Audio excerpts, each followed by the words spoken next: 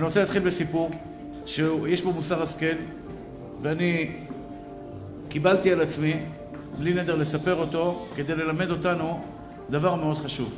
יש פה יהודי שנפטר ביום שישי. קוראים לו הרב יאיר לוי. היהודי הזה היה חבר כנסת לפני 35 שנה. לצערנו הרב,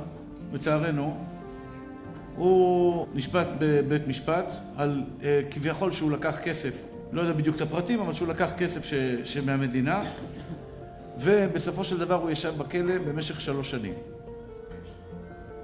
הוא נפטר ביום שישי, הוא גר פה בשכונה. אני הכרתי אותו, הייתי חבר שלו, אהבתי אותו, אני עדיין אוהב אותו, הבן שלו כמו בן שלי, והמשפחה של כולם צדיקים, כולם טהורים. תקשיבו טוב רבותיי היקרים. 35 שנה שהבן אדם הזה היה לו כתם על הראש. שאנשים חשדו בו שהוא לקח כסף, שהוא גנב, חס ושלום גנב כסף. היינו בלוויה. הגיע לשם הרב גריינמן, אחד מהתלמידי חכמים של בני ברק. בן של רב חיים גריינמן, מגדולי הדור הקודם. הוא עומד ומספר סיפור, תקשיבו טוב, על היהודי הזה 35 שנה, הוא לא סיפר מילה. לכלכו עליו.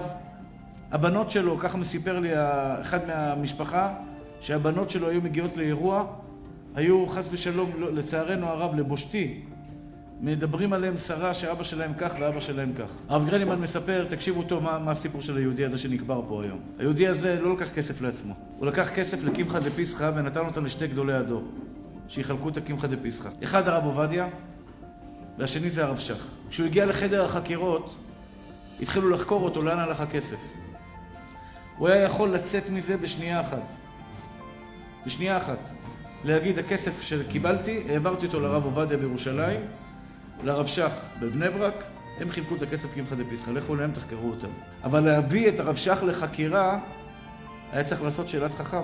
האם היה מותר לו לפתוח בחקירה שהרב שך קיבל את הכסף והוא חילק את הכסף לקמחא דפסחא? שהרב עובדיה קיבל את הכסף והוא חילק את הכסף לקמחא דפסחא. הוא הלך לשאול את רב חיים קניבסקי מה לעשות. האם מותר לו לפתוח עליהם בחקירה או לא? מה היה הסיכון שיעשו לרב שך? הרי הוא לא גנב את הכסף. הוא חילק קמחא דפסחא. הסיכון היה שיזמינו אותו לחקירות ויעשו מזה כותרות בעיתונים. רב חיים קניבסקי פסק לו שבשום פנים ואופן אסור לו לספר את זה בחדרי חקירות. כדי שלא יזמינו את הרב שך ואת הרב עובדיה לחדרי החקירות, יהיה בזה חילול השם. אמר לו הרב יאיר לוי, יש לי ילד קטן, אני אכנס חס ושלום, הוא ייכנס לבית סוהר, מי ישמור על הילד שלי? אמר לו רב חיים קניבסקי, אל תדאג, אתה תעשה את שלך, אני אעשה את שלי. הוא שתק בחדר החגירה. הוא לא אמר לאן הכסף הלך. בסופו של דבר הוא נכנס 3 שנים בכלא. כשהוא היה 3 שנים בכלא, כל יום הגיע הרכב ולקח את הבן שלו, יצחק, ללמוד חברותה עם רב חיים קניבסקי. כי רב חיים קניבסקי היה מהיחידים בעולם שידעו על מה הוא יושב 3 שנים בכלא. 3 שנים הוא למד חברותה עם הבן של הרב יאיר לוי, עם יצחק המתוק והקטן, כי הוא ידע שבן אדם הזה יושב בבית סוהר כמו גיבור אמיתי, על לא עוול בכפו. תראו איך אנחנו שופטים בני אדם. תראו איך אנחנו שופטים בן אדם. 35 שנה, אני זוכר שאני ראיתי אותו, אז עברתי תאונת דרכים, הייתי באסף הרופא, עברתי שם ניתוח, אני זוכר שהוא בא במדי אסיר עם סוער לקבל טיפולים בבית החולים, ובלב שלי אמרתי, הוא בן אדם חרדי, כן? אמרתי, לך תדע מה היה שם. והיום אני אומר לכם, רבותיי היקרים, הבן אדם הזה גיבור אמיתי, ואני רק לא מבין דבר אחד, למה הוא לא סיפר את זה בחייו? שאתה יודע, אנשים היו מורידים עליו את הכתם הזה. למה לא סיפרת לנו את זה בחייך, כשאתה על לא עוול בכפך ישבת? אתם יודעים, רבותיי היקרים, מה זה מלמד אותנו? אף פעם אל תשפוט בן אדם, אחי. אתה הלכת בנעליים שלו? מישהו מכם הלך בנעליים שלי? מישהו מכם פעם יודע את הבלבלות שלך, את יודעת את הבלבלות של החברה שלך? שאת שופטת אותה? שאת מסתכלת עליה בצורה לא יפה? תאר לך אותם אנשים שדיברו עליו לשון הרע. אוי ואבוי להם, אוי להם מיום הדין, אוי להם מיום התוכחה. אותם אנשים שדיברו עליו לשון הרע שהוא גנב, הבן אדם הזה 3 שנים ישב בכלא כדי לא לסבך את הרב שך ואת הרב עובדיה.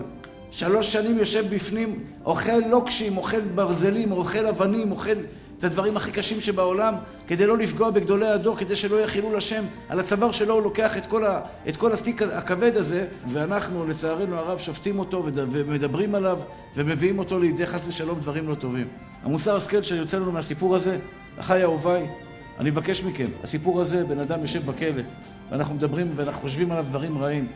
אנחנו לא יודעים מה יש מאחורי הקלעים. אנחנו לא יודעים מה עומד מאחורי הקלעים. לפעמים יש פה גיבור אמיתי, שבעצם כל אשמתו, שהוא בעצם לקח על עצמו תיק של מישהו אחר. אם אנחנו נדע בצורה ברורה וחד משמעית שלא לעשות את הדברים האלה, לא לחשוד בקשרים, בעזרת השם תיקח אותנו למקומות טובים.